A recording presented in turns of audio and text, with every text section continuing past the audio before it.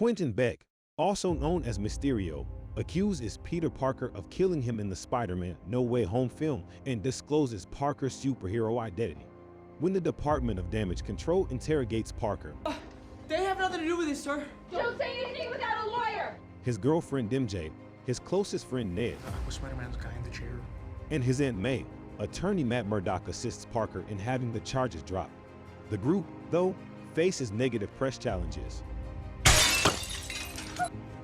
How did you just do that? When Parker, MJ, and Ned are turned down by MIT, he turns to Doctor Strange for assistance. Doctor Strange uses his magic to weave a spell that causes everyone to forget that Parker is Spider-Man. Parker continuously asks for his loved ones to keep their memories, which corrupts the enchantment.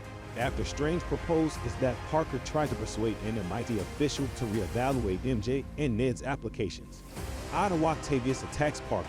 Hello, Peter. And steals the nanotechnology from his Iron Spider suit.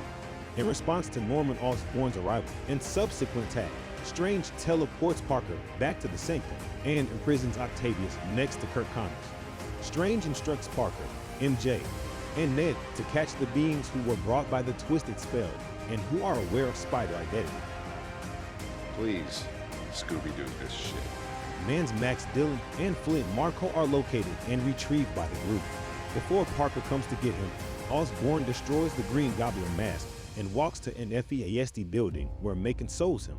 Osborn, Octavius, and Dillon come to the realization that they were expelled from their realities moments before they died as they talk about their encounters with Spider-Man. Oh shit. I was about to die.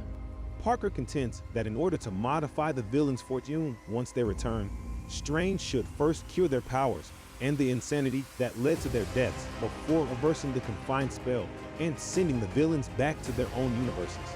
In order to cure the bad guys, Parker steals the spell, imprisons Strange in the mirror dimension, and transports the bad guys to Happy Hogan's apartment. Before he can heal anyone else, though, his spider sense alerts him to the fact that Osborn has been taken over by the Goblin persona. Struggling. Have everything you want. Who persuades the villains who haven't been healed to turn on Parker. The Goblin strikes lethal blows on May. May warns Parker before she passes away that great power must also come with enormous responsibility. You have a gift. You have power. And with great power, there must also come great responsibility. Ned and MJ use Strange's sling ring to create portals in an effort to locate Parker once Ned learns that he can do so. Instead, they discover Peter 2 I'm Spider-Man. and Peter 3, Peter Parker. other copies of Parker from the universes of the villains who were also called by Strange's magic. The team comes upon Peter 1, this universe's Parker, who is prepared to give up and send the bad guys home to die. The three Parkers create treatments for the bad guys. Peter! Yeah?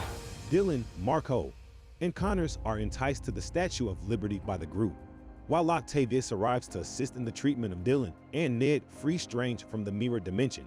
Peter 1 and Peter 2 heal Connors and Marco. The controlled spell is released by the Goblin when he arrives, shattering the barriers between realms and drawing in countless others who are aware of Parker's identity. While Strange tries to fend them off, Peter 1 tries to kill the Goblin, but Peter 2 stops him and is stabbed by the Goblin. Peter 3 offers assistance.